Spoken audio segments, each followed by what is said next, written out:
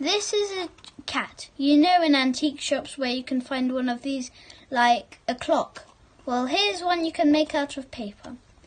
What you will need to make one of these is paper, tape, a straw, and some pens.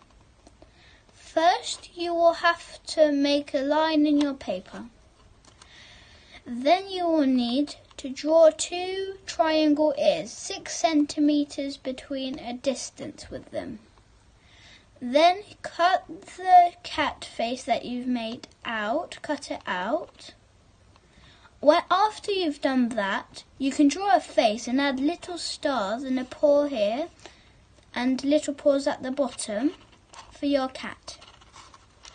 Once you've done that, tape the back here and put them together, the 2 sides of your paper. Then, with a screw and a pencil, if you have one, you can make 2 holes in these sides. Make a little paw like this one. Ooh.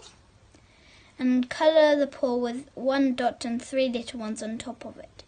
Tape the paw on the straw, put the straw with the hand through, and there you have it. A nice little cat. And it moves its hands as well.